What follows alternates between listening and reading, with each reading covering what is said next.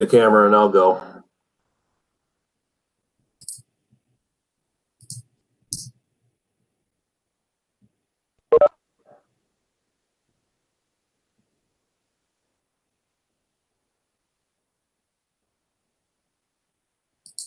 We're now live. Okay. Good evening, everyone, and welcome to the Technical Advisory Committee meeting for Wednesday, September 16th, 2020. Just want to welcome everybody who's live streaming and also want to go through the resolution finding the need to conduct meeting electronically. And as a result of the COVID-19 and Governor Northam's declaration of a state of emergency, the authority's Technical Advisory Committee meeting is being held electronically. With the recent passage of the amendments to HB 29, the Freedom of Information Act bill, which allows regional bodies such as the authority and their committees to conduct business electronically, this evening's business meeting is being held remotely.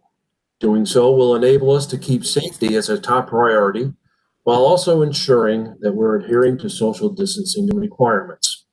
Meeting by electronic means is authorized because the items in the September 16th committee meeting agenda are statutorily required or necessary to continue operations of the authority. Members of the committee, we have to adopt the resolution, so we need a motion to adopt in a second. Do I hear any? Motion. Frank? Second. Thank you. All those not in favor say no. Hearing no, the resolution is passed. Also, we have the summary notes from our June 17th, 2020 meeting to adopt, assuming that we've all reviewed, and I want to open it for any questions. If there's no questions, I'll take a motion for approval. I move that accept the minutes from the last meeting. It's Pat. Very well. Any second? Second. Frank? Or Dr. Zhu, thank you. Anybody who is opposed, say no. Hearing none, that has been approved. So we go to the next item of business, which is the transaction update, and I believe that Mr. Jasper is in charge of that tidbit of information. Good evening, Chair Boyce and members of the Technical Advisory Committee. Welcome. I want to go over a couple of things on transaction this evening.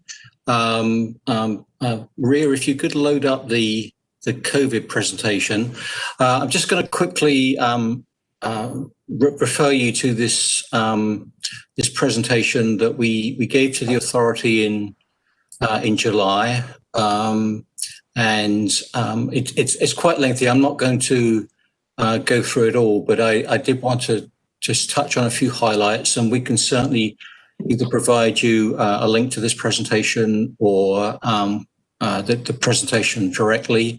The information that's in it is our first contribution to the discussion about what the pandemic means for us in the short, medium, and potentially longer term. But before we get to that, let me just tell you quickly what we did. If for those of you who were on the committee during the last update of transaction, you probably recall that we developed some scenarios for a scenario or sensitivity analysis of possible alternate futures. And we've used the same broad approach to look at some scenarios associated with potential pandemic outcomes. So on slide 14 here, you can see in the left column 4 scenarios that we looked at. Quick recovery at the top, cautious recovery at the bottom, and a couple of variations, active transportation, and a second pandemic wave, as kind of like, not exactly in between, but I should go back one slide, please, Ria. Not exactly graduations in between, but different ways of looking at this Great, thank you. For each scenario, we looked at a short-term outcome and a longer term, what I would still call medium term in the greater scheme of long-range transportation planning, but something that, for want of a better expression, we refer to as the new normal. Just looking at the quick recovery. First, you can see, the working assumption here, as the name implies, is that the economy recovers, in the next couple of months. Most people are back at work and back at school. You can judge for yourself how robust that scenario is right now. And under the new normal, the quick recovery we'd be looking at travel coming back to maybe 95% of pre-COVID levels. Just jumping to the cautious recovery, this is the most gradual recovery among the four scenarios, with low school attendance, business-related travel reduced, a lot more e-commerce. So that's in the short term, and in the new normal, overall travel lower than the quick recovery at about 90% of pre-COVID levels. So they're the broad definitions, and then the assumptions you can see here. And I actually got to flip your head here, because now the four scenarios are columns rather than rows, and the rows have become numerical assumptions for each. So looking at the telework row, you can see under the quick recovery in the short and new normal, we were looking at 10%. That's 10% more than pre-COVID levels. And then jumping across to the right-hand column, you see cautious recovery with 25% telework in the short term, 15% in under the new normal. So for each of the new normals, the percent extra telework that's going on is between 10 and 15%. Pretty conservative, really, but slight differences between them. And then each scenario, we have different assumptions for job loss, for school attendance, perception of transit safety, active transportation use, i.e. use of bike and ped for shorter distance trips, and so on. And there were a number of other assumptions as well. These were not the only assumptions. And I would say that at the time we were doing this work, which was late June and very early July, our public school systems in Northern Virginia were really kind of contemplating two possible approaches for grade school in the fall. One would be somewhere along the lines of in-person education 2 days a week, and the other was basically a kind of I called it a hybrid, but it was more online type education. Obviously, subsequent to that, pretty much every school district went to 100% remote learning for the fall. So already you can see some of these scenarios, particularly the quick recovery, active transportation, were making some pretty optimistic assumptions about school attendance and so on. So these two slides cover the scenarios and the assumptions. And Rhea, if you could we just quickly go through the short-term impacts here. I don't want to dwell on these too long, but these all follow a similar pattern. So for each of the four scenarios is color-coded, so you can see how they each play out. We have VMT by sub-area, looking both suburban and urban, and then just hold there. So the impact on vehicle speed, you can see early on each of the scenarios we're seeing a higher daily average speed, and then as we move out through 2021, they're all coming down closer to the baseline, but still faster than the baseline in all scenarios for vehicle speed. And then the next slide for transit ridership, you see things declining and then recovering at different rates. But over the period that we're looking at here, the transit ridership does not come back to the baseline level under any of these scenarios, or it gets close under the quick recovery. The next slide looks at person hours of delay, and the amount of delay initially was pretty much down to zero, and we were looking at a gradual increase in delay, but again not coming back to the baseline levels. In fact, kind of still quite a bit divergent from baseline levels as well. So next slide. So turning to the new normal, so just looking at 2025, we here AECOM, a consultant, used a particular tool to look at the short term, and for the 2025, we went back to our transaction model and looked at the 4 scenarios using the 15 performance metrics that we used in transaction. And to look, specifically at things like congestion and transit ridership, VMT, and so on, but looking a little bit further out. So the next slide, I just dwell here for a moment so you can absorb what's here. But you see the measures in the left-hand column, and then the next column looks at the base 25 conditions. So in other words, a non-pandemic condition. For each of the measures that we're looking at here. And then each of the 4 scenarios, you see the corresponding change for each of those scenarios for each of the measures that we've looked at. And the arrows up or down are indicating the scenarios with the biggest change for each of those measures.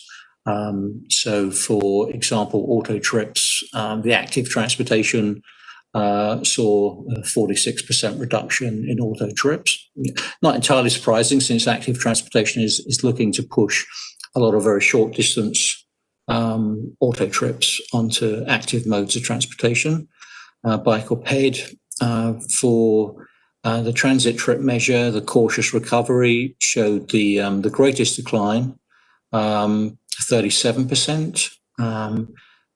Transit share, pretty much of a wash. That's not, as it turns out to be, the change in transit share is not that great.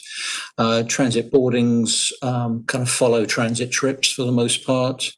Miles of person travel generally follows the trends in trips, but that's looking at both auto and transit trips combined, and then hours of travel and hours of delay, both rows highlighted in green, show pretty large reductions, particularly the hours of delay for all 4 of the scenarios.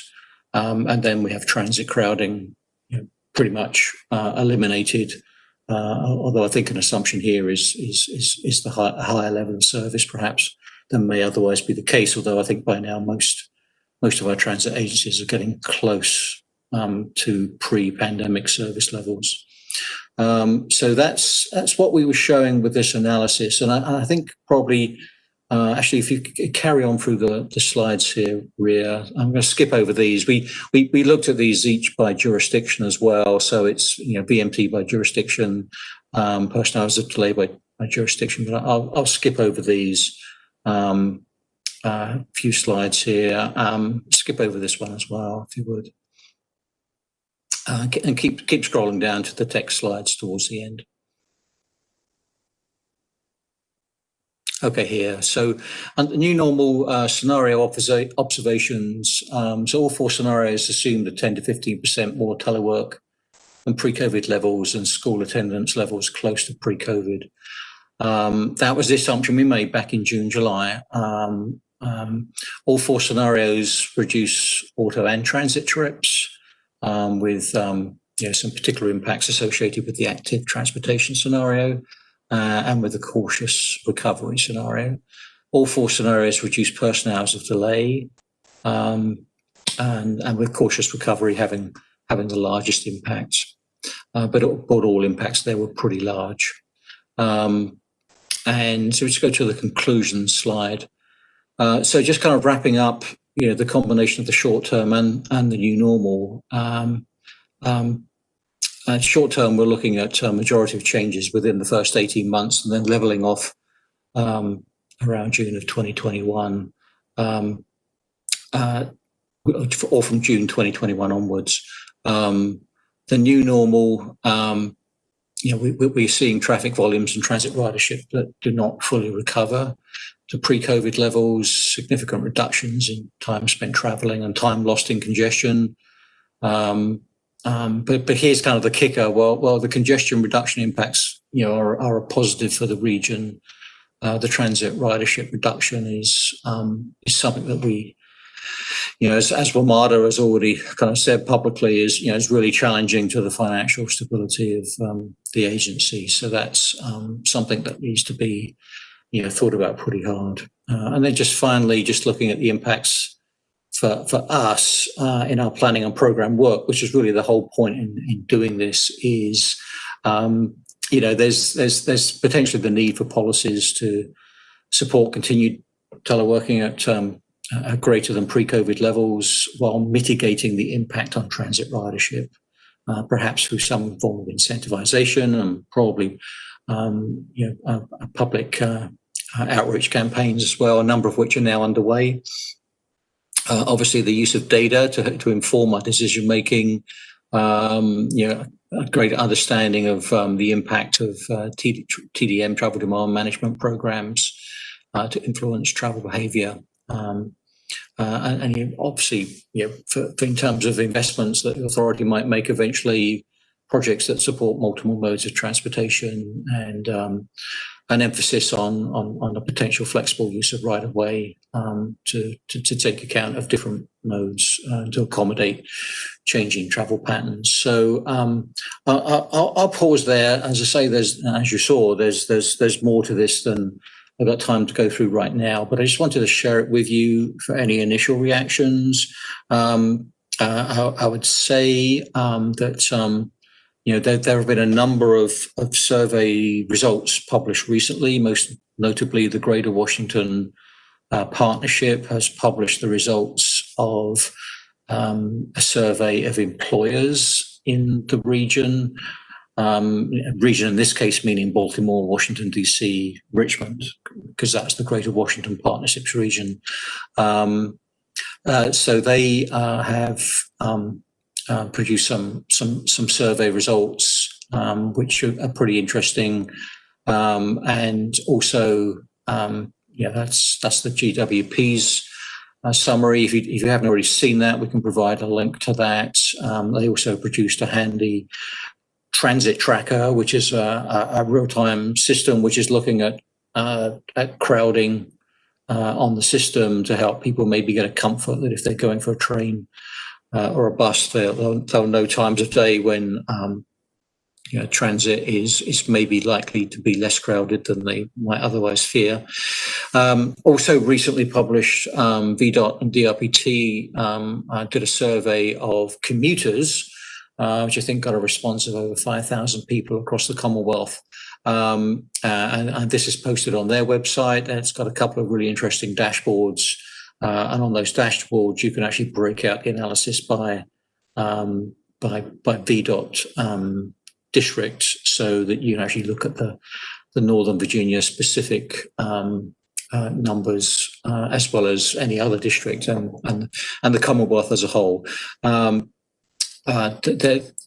APTA, the American Public Transportation Association, has also recently published some results of its own that are looking at how transit is responding and how transit riders are responding to the pandemic, and they are also looking to use this information to identify steps that transit agencies can be thinking about taking to kind of address some of the concern that has appeared in other surveys about perceptions of the safety of riding transit. And then I'm sure we can all throw in a bunch of anecdotal stories as well. One that I heard recently from the mayor of Dumfries is that car dealerships are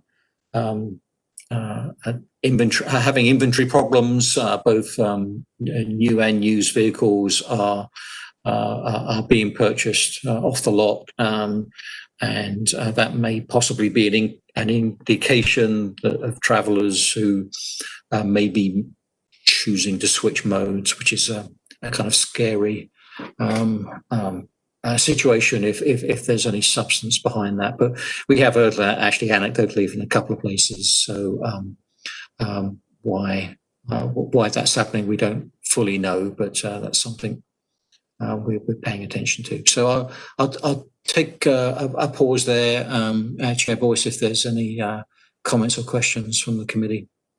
I saw that Frank had typed something up, so I'll turn it to him. Frank, you're muted, I think. Frank, okay. We can't hear you.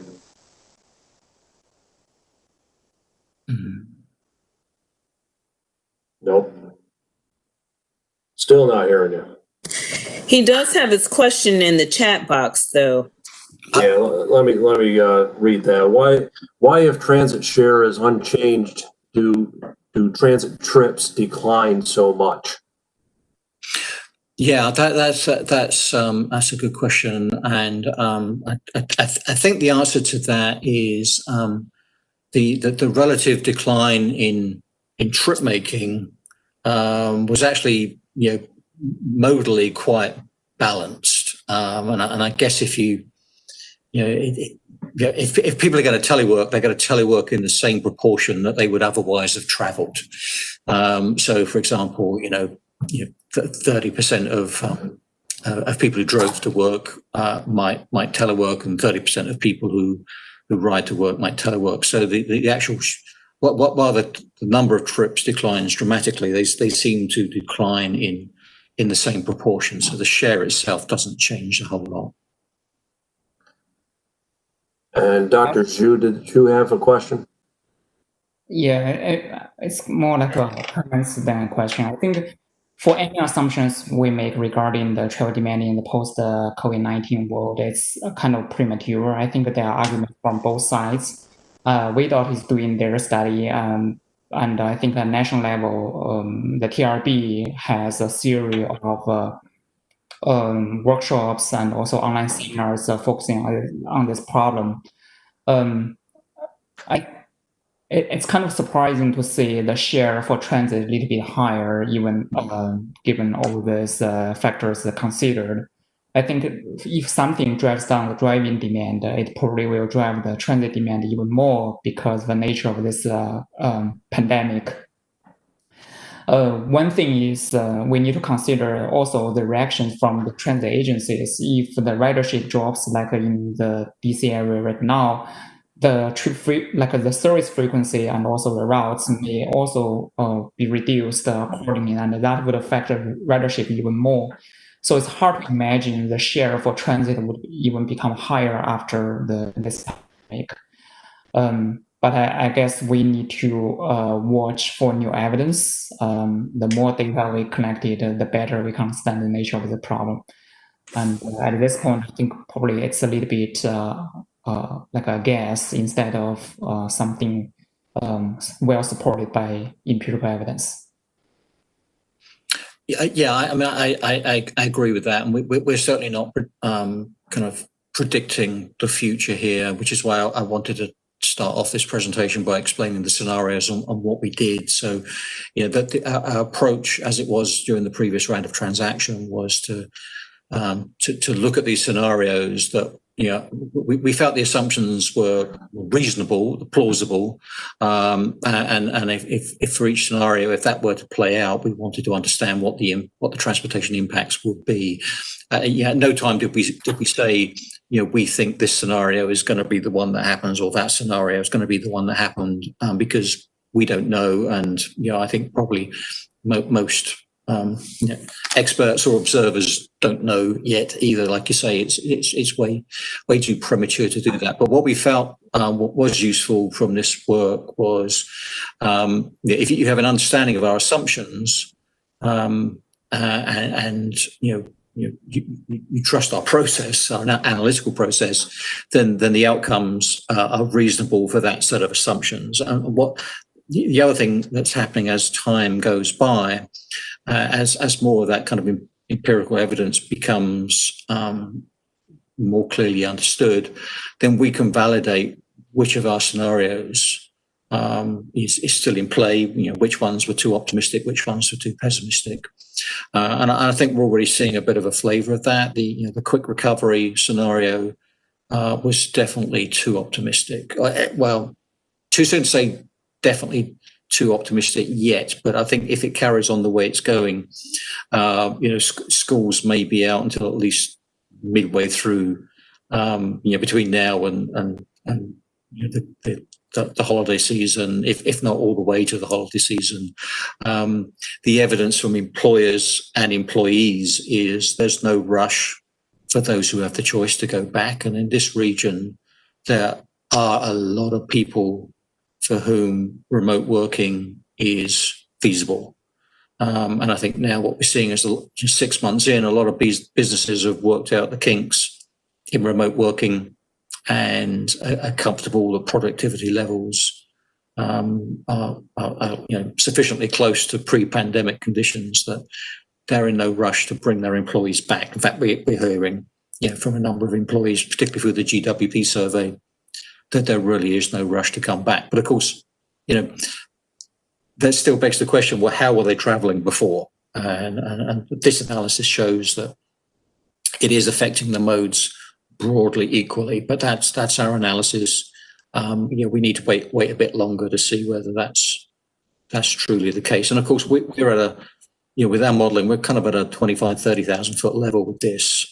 Some of the surveys that are being conducted are really getting down into some weeds, and we kind of need to reconcile that different level of granularity and level of disaggregation as well before we fully understand what's happening. Keith, Yes. I'm sure, I assume that other metropolitan areas must be doing the same kind of diagnosis or same things, models that you folks are doing. I wonder if they're coming up with different assumptions or whatever, or findings. I'm sure you're right. At the time we did our work, there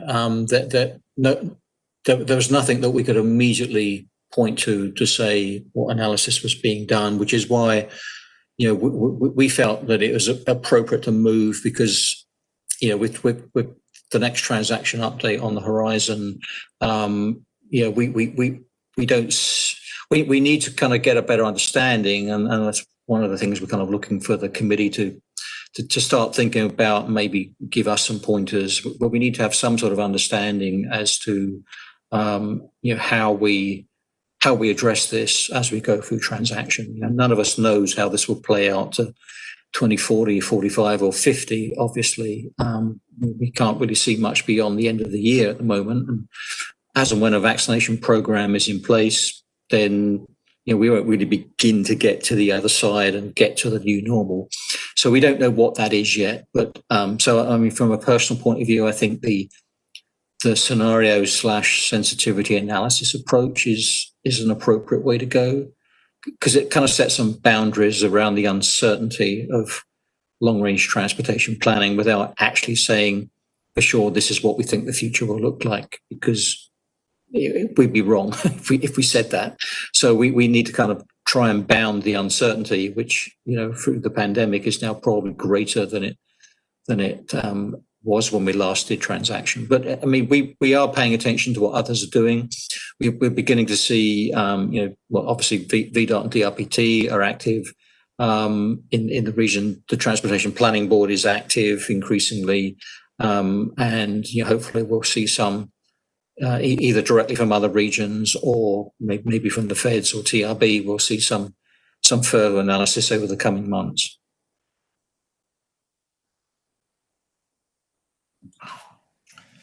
Thank you.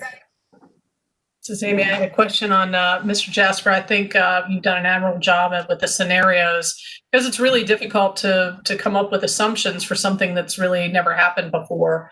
One of the things that I wanted to ask about your assumptions, it looked to me like your assumptions, as I recall, were you were assuming that telework would increase by 15 to 25%. Did that sound right? I think under the new normal, it settled down to between 10 and 15%. Okay, and it seemed like just as the numbers were going past for the surveys that you've seen so far that are just now coming out with some empirical data, do you think that that's going to be that 10 to 15% is too low?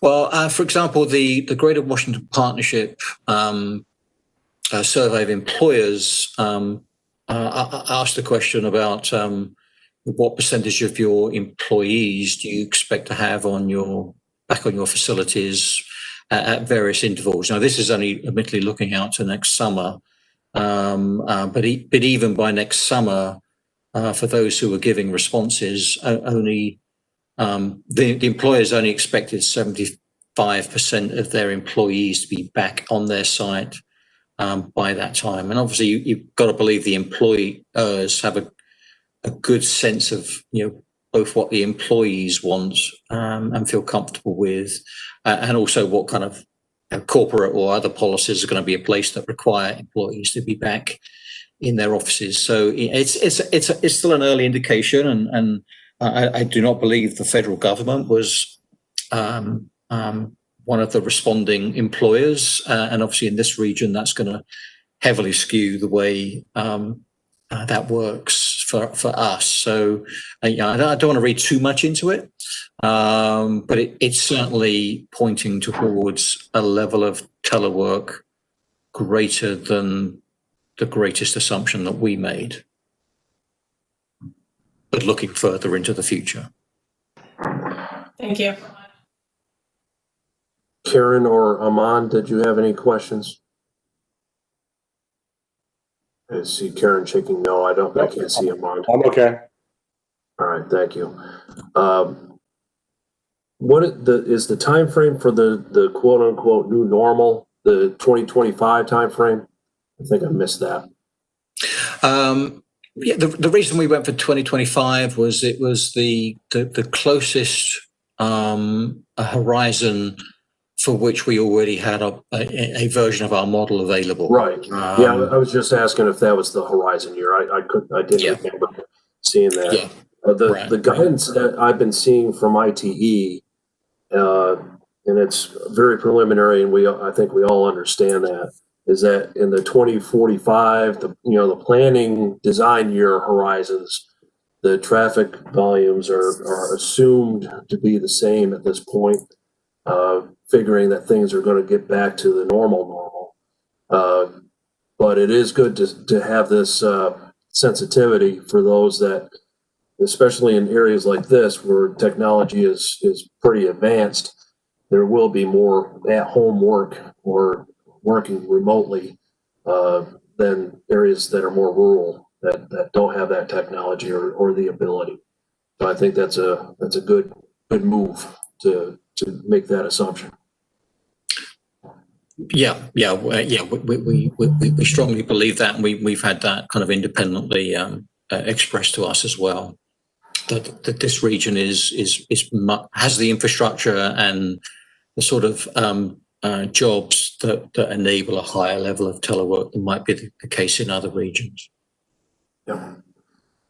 Is there any other questions for this? And Keith, is there any more to your presentation? On this subject, no. I had one other transaction related subject I wanted to bring to the committee. I don't see any further questions being raised, so we can go ahead with that, Keith. Okay, thank you. The transaction vision and goals are really important to the transaction process. And the vision and goals here are ultimately the vision and goals of the authority. For the last transaction update, we reviewed the vision and goals compared to transaction 2040, the previous version, and some adjustments were made to the vision and goals, and ultimately went through for a vote by the committee. The this slide that we're showing here, the vision and goals, what we call the current ones, the ones that are in the currently adopted version of transaction. You can see the vision statement on the left. I'm very proud that it's only 2 sentences long. It's slightly disappointing that each sentence is a paragraph in length. And then the table shows the 3 transaction goals, the associated objectives, the associated 15 performance measures, and then each measure has a weight of either 5 or 10%. There are 10 measures with a weight of 5% and 5 measures with a weight of 10%. And this, while the vision and goals really are the purview of the authority, the objectives, measures, and the weights went through a much more exhaustive process through all of our committees, and also was the subject of kind of inputs from our public engagement activities as well. So this wasn't just NVTA staff saying this is what the goals and the measures and the weights are going to be. This was a pretty exhaustive collaborative process, and it's a process we're now at the point of resuming as a review on the front end and possibly a change before we get too far into the technical work. So there's a refresher. We can come back to this if we need to. On the next slide, we're proposing a modified vision statement. We've kind of tested this through a couple of rounds of conversations with our jurisdiction and agency staff across the region. So they've kind of had the benefit of probably 3 90-minute plus meetings, each meeting 90-minute plus, to kind of work towards this point. And essentially it relates to the first sentence of the 2 sentences that are in the current vision statement, and basically reflects that, but with a bit more targeted wording. So Northern Virginia will plan for and invest in a sustainable and integrated multimodal transportation system that enhances quality of life, strengthens the economy, and builds resilience. From that vision statement, if you could go to the next slide, please, Ria. We wanted to kind of start thinking about mapping goals and objectives to that vision statement. Now, let me just back up here and say that at the front end of transaction, the only thing we're going to be looking to do is to get approval from the authority for the vision and the goals. The measures and the weights, the objectives, the measures, and the weights associated with the measures cannot be finalized until we're much deeper into the process. So that we're really showing objectives and measures here as examples of things that would support the goals. So with that proposed vision statement, we would be looking at 3 goals again. One that is addressing mobility, one that's addressing accessibility, and one that's addressing resilience. And you see that they kind of map to the parts of the vision statement. So where we say that enhances quality of life, that would be the mobility goal, strengthens the economy would be the accessibility goal, and builds resilience would be the resilience goal. So these 3 goals would end up being similar but different to the 3 goals that we have in the currently adopted transaction. And then, for example, the objectives and the measures for mobility, we're thinking that congestion/crowding would maybe need 3 measures, which would include safety as well. And then a travel time reliability would be another measure. Under accessibility, we're thinking 2 measures probably here. And resiliency, again, a couple of measures, one related to emissions and one related to resilience and choices. And it may seem odd that second one, we say Homeland Security next to it. And the reason for that is the 2012 legislation we refer to as HB 599, which is legislation that requires MBTA, no other part of the Commonwealth to kind of go through a process where we look at how projects perform before we fund them, and there's not much meat on those bones, but it does refer to congestion, mobility, accessibility type stuff, but it also does say addressing homeland security emergencies as well. So we have to have one measure that addresses homeland security in some manner. But that's that. I mean, let's jump to the next slide. So this puts a little bit more flesh on the previous slide. So essentially under goals, and these are not fully flushed out, but under goals, goal 1 would be improve mobility, goal 2 would be increase accessibility, goal 3 would be build resiliency. And then for goal 1, you see 4 objectives leading to one measure each. For goal 2, you see 1 objective leading to 2 measures. And for the third goal, you see 2 objectives leading to 2 measures. Now, the asterisk measures that you see refer to measures that have been used previously as part of that HB 599 requirement that is on us. That there's not a requirement to use these measures, but there is a requirement for measures of this nature that will conform with HB 599. And then to the right, in the column entitled Include, Drop, Move, Swap, ?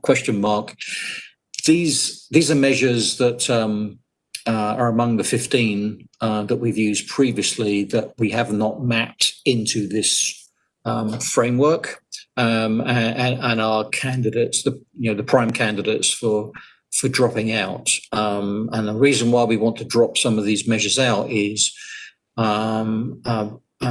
because it's kind of generally considered that 15 measures for our analysis is too many.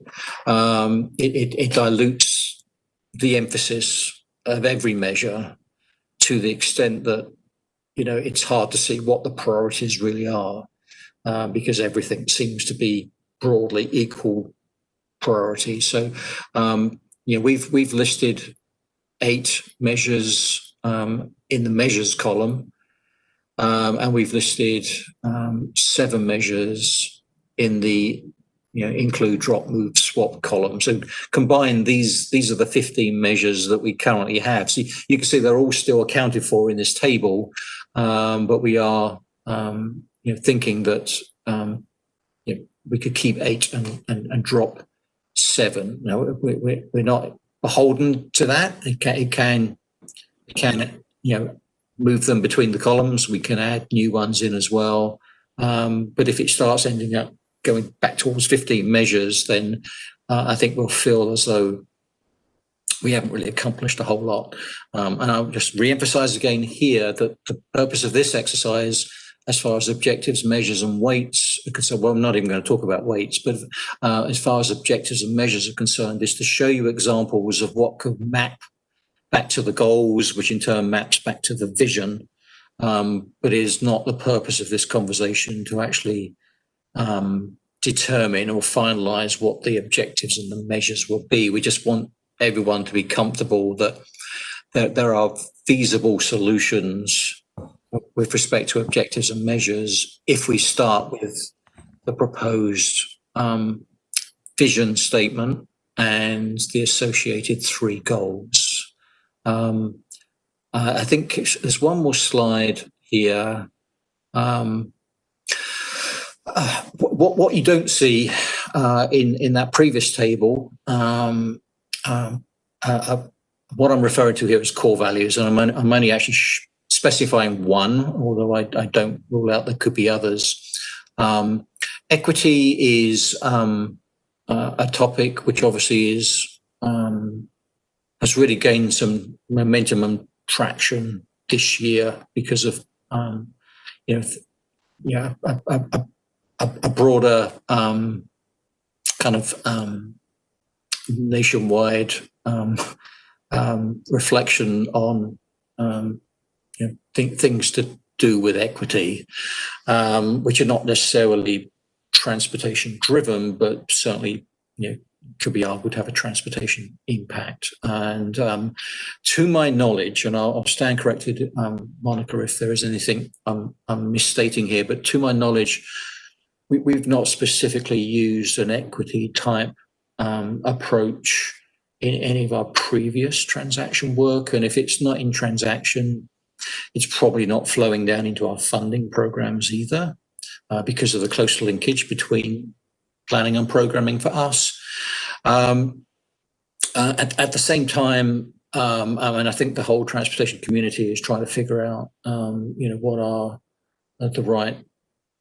is the right approach to address equity in transportation work. And there's a lot of good stuff going on right now, but I'm not sure there's a lot of consensus. And even if there was, because of the peculiar nature of the Virginia Code requirements upon the MBTA, we have possibly a constrained range of options for us to address equity. But we do believe, even if equity is not one of the measures, because it's not necessarily in the vision statement or a goal, then there is what I've referred to as a core value here that says that whatever we do, we have to at least assess it from the perspective of equity, even if we're not measuring it as such. And the reason why core value approach, at least for now, is preferred over making a measure out of it is because there's going to be a challenge in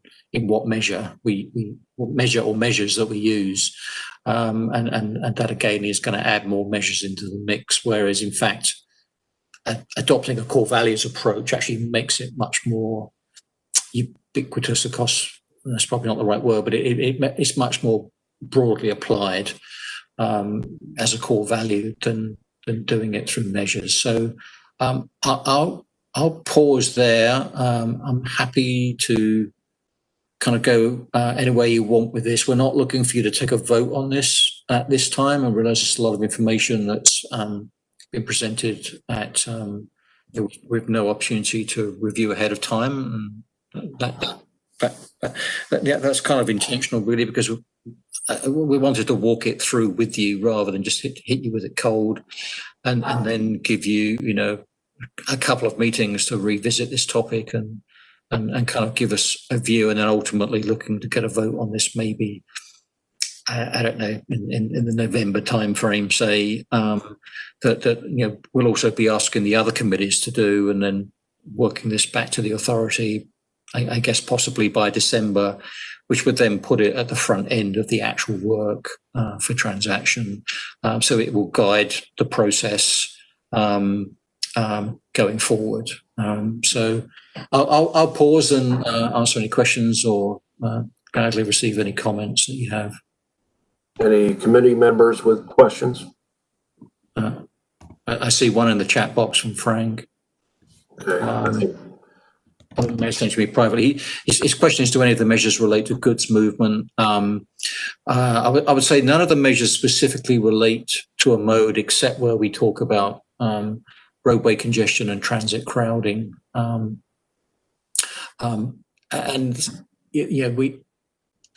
reflects our multimodal approach. So we would try to kind of, in looking at any of these measures, look across all the modes. Freight has been something that, I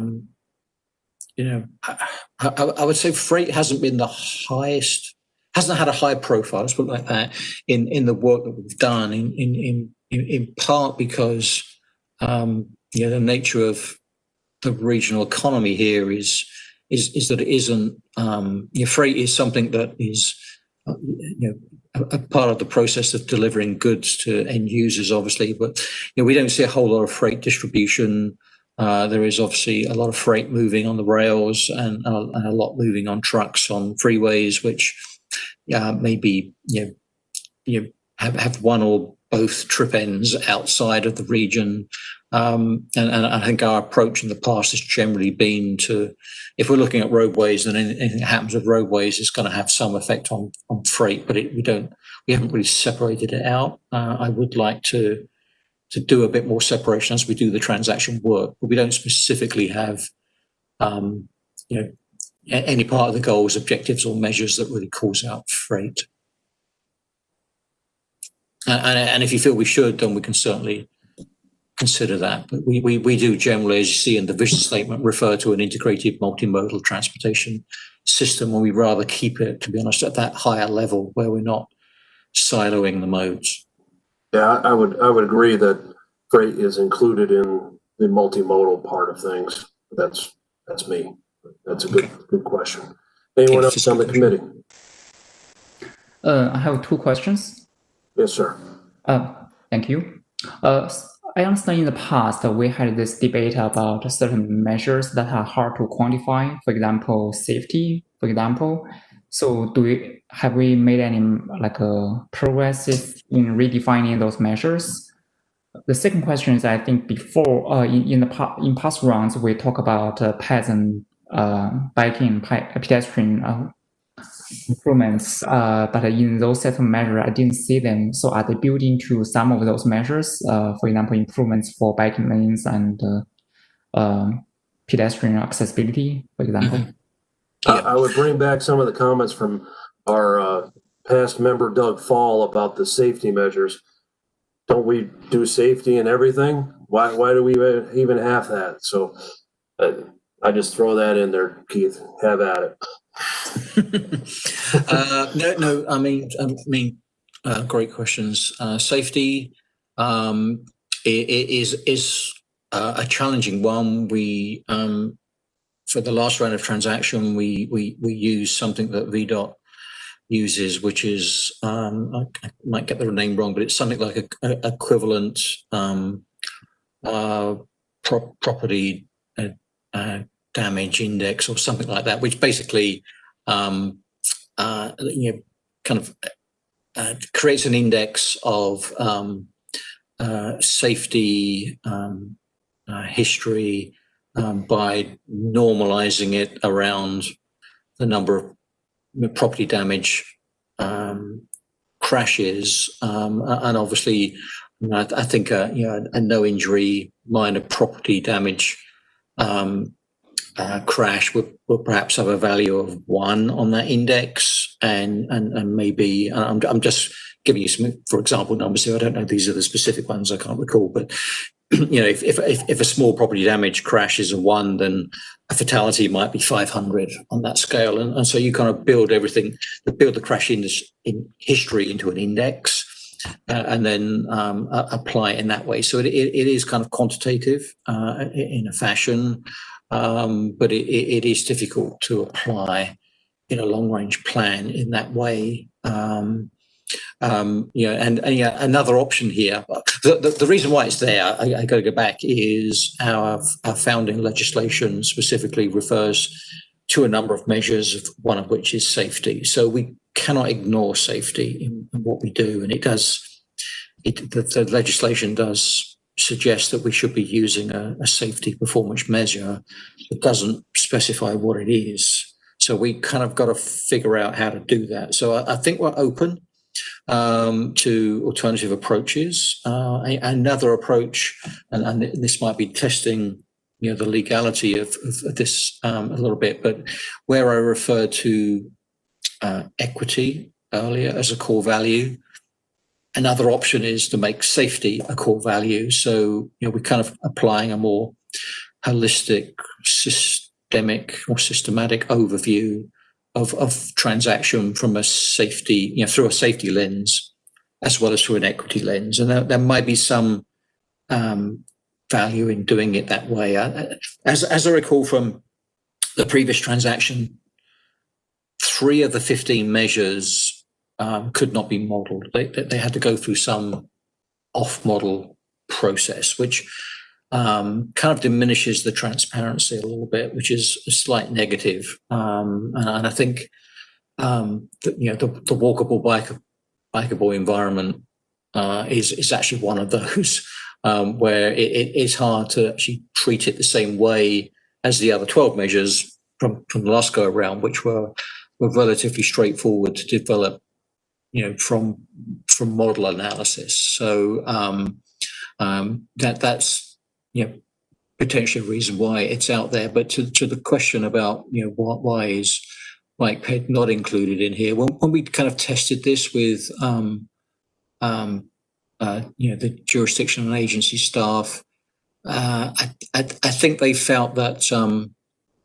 that there probably are better ways to kind of think about how to incorporate the bike ped aspect of this, given the difficulties of actually having a measure that's measurable, and so that's kind of why it's been kind of parked in that right-hand column for now. So you do see it there. We've not ignored it. We just haven't kind of completely found a home for it. We've shown it against goal 2, which is probably the closest to where it was in the previous round of transaction, but it as this currently stands, it's not right there.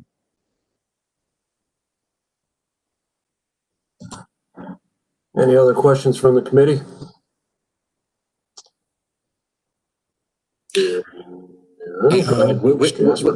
We will certainly share this presentation after the meeting to give you a bit more time to kind of think about it. I know it's difficult to jump between the current and the proposed, but at the end of the day, I do again want to emphasize we're not looking from any of the committees to be specific about objectives and measures over the next 3 months. That's probably a year or more into the transaction process. We're really looking for the feedback to be on the vision and the goals.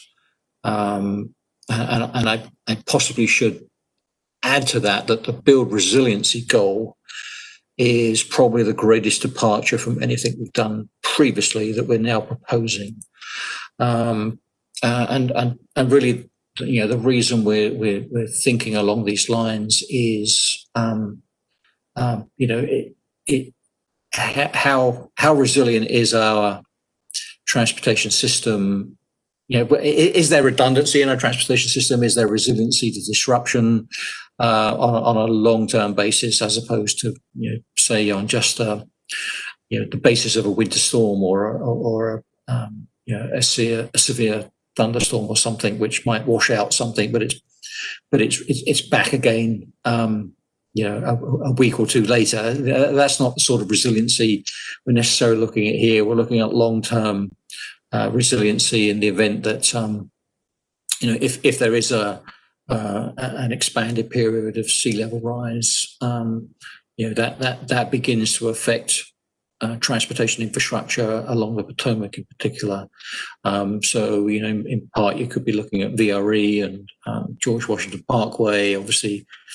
Close in around Alexandria is prone to those sorts of surges. Extreme heat, extreme cold, inland inundation through back-to-back 1 in 500-year storms, which has been the case in the last few years. So that's kind of where we're leading with resiliency, but it does also fit quite well with the Homeland Security measure, which we have to incorporate into this as well. So just wanted to give you that as context, because that is a bit of a departure from the previous round.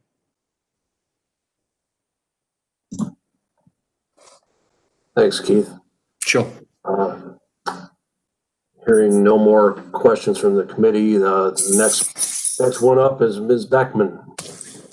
Thank you, Mr. Chairman. I will be brief. We do want to show the authority's new, what we're calling the Nova Gateway dashboard.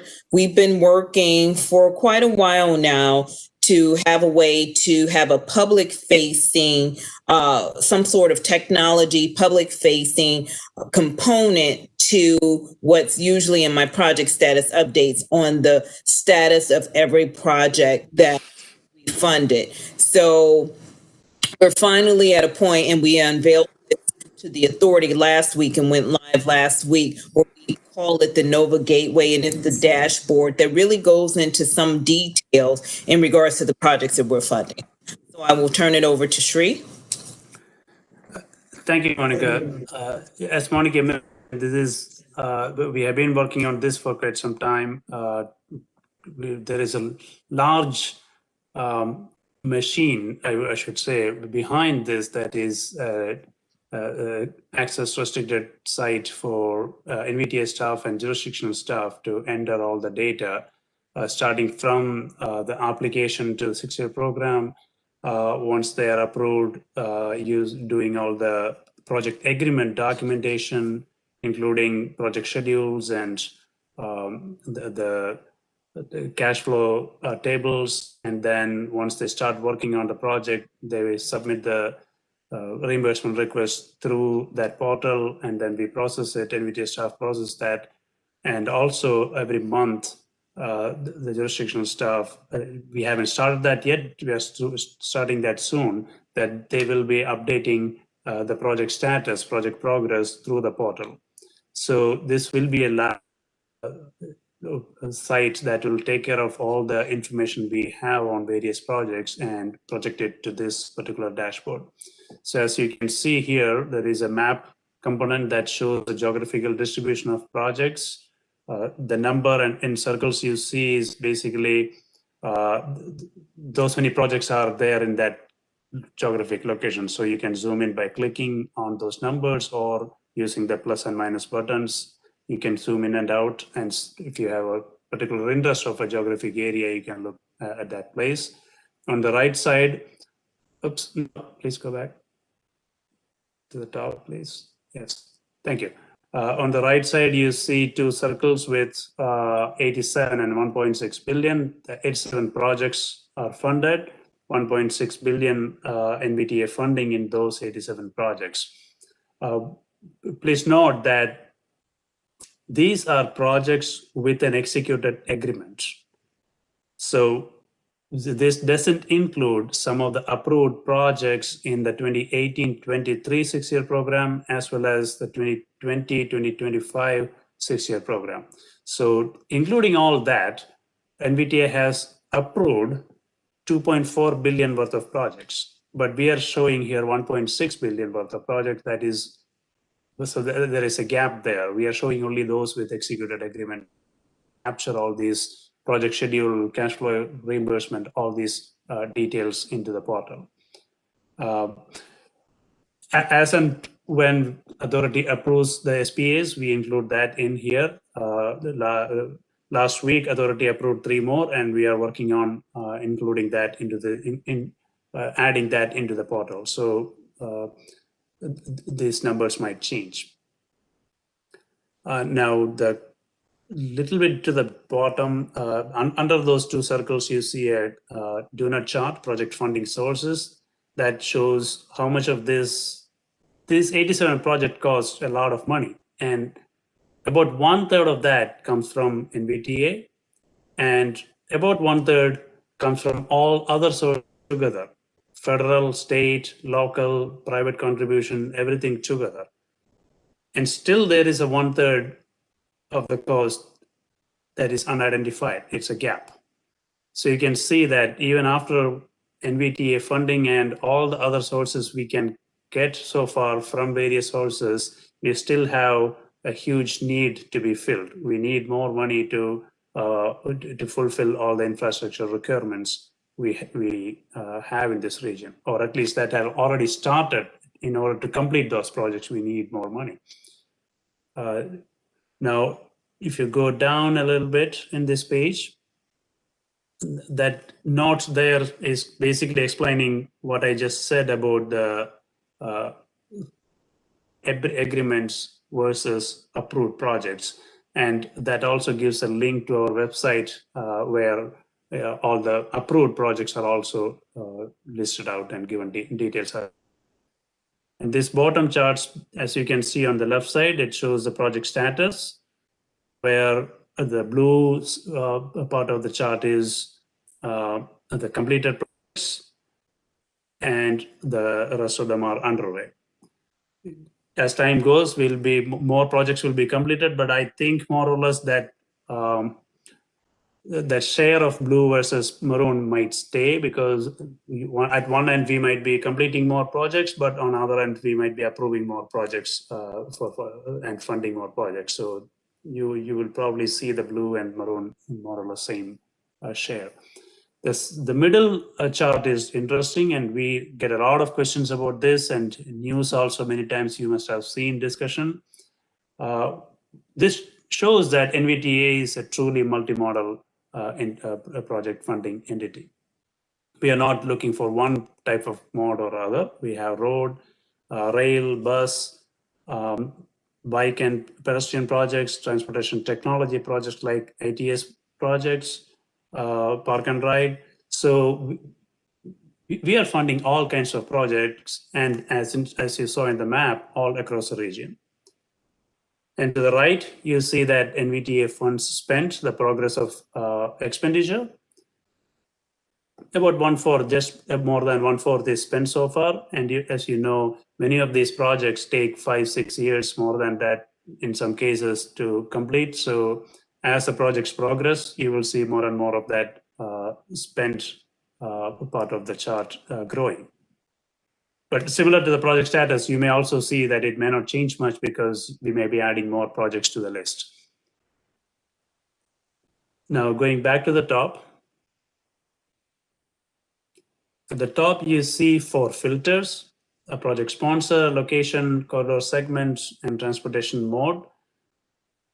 You can slice and dice this 87 projects in whichever way you want, based on who is a sponsor or which location it is and which corridor segment. If you remember, we have in transaction, we basically look at different corridors and see how each corridor is performing, how we can improve those performance. So if anyone wants to look at what's happening in 95 or Route 1 corridor or a particular segment of that corridor, you can use that filter to do that. And finally, transportation mode. If you want to, if you're interested in a particular mode, you can do that. In this case, RIA already select one filter at project sponsor. I guess this is Fairfax County. Okay. So once she selected that, you can see the 2 numbers on the right side change. Now it shows 13 projects for 601 million. So that's specifically the project sponsored by Fairfax County. And if you go to the map and if you click on any one project of interest, it gives that title of the project and a button to see more details. You click on that, and it takes you to a different page where you can see a bit more details on the projects. On the top right, you see a project description. On the top of the page here. Yeah, thank you. You see project description, the project cost, how much is the total project cost, how much of NVTA investment is in that project, what kind of modes does it support.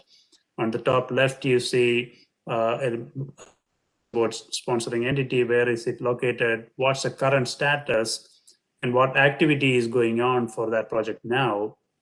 Is it in design or right or construction, or if it is acquisition of asset, is that, so we can see what activity is going on, and an anticipated completion date as reported by the sponsor. And the bottom gives a small chart that shows the funding sources at the bottom of the page here. Yeah. So again, this project, there is a small portion of that is funded by NVTA, but large amount is by other sources. And still there is a gap too. So this project cannot be completed until that gap is filled. So it gives a general picture about what the project is, where it is, what kind of, what status of that project is now. And this is available for each and every project we have shown here. At this point, this is what we have.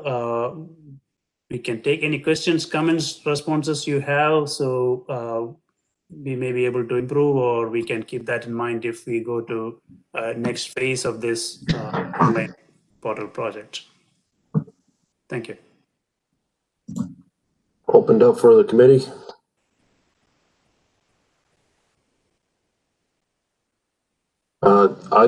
It looks great.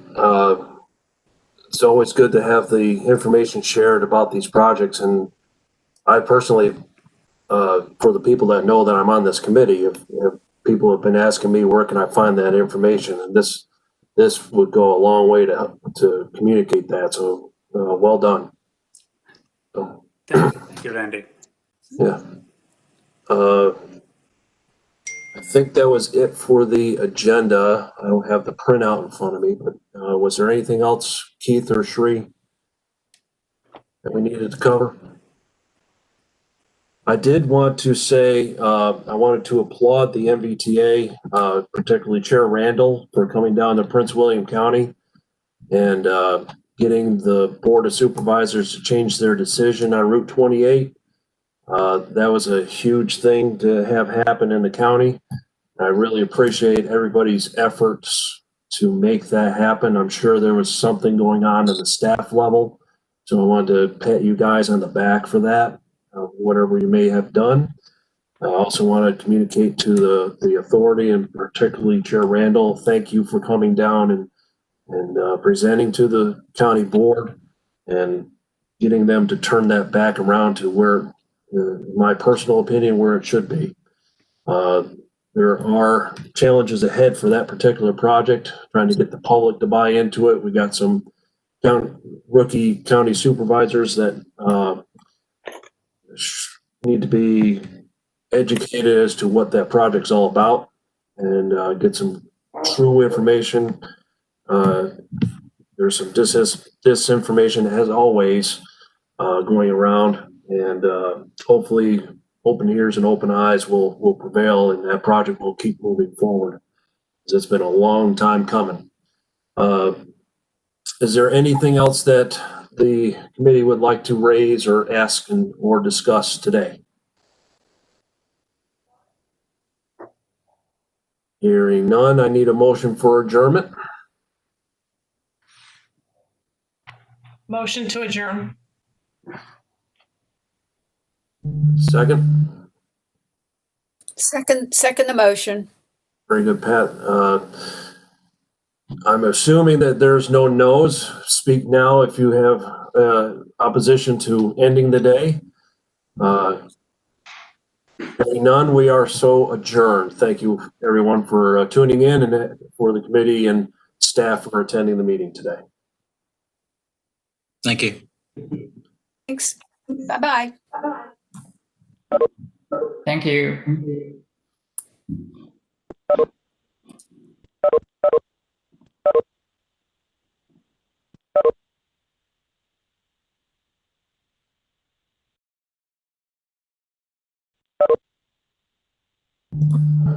Thanks, guys. Well done, as always. Rhea and Sri. You're muted, but I'm sure you're saying thank you. You're welcome.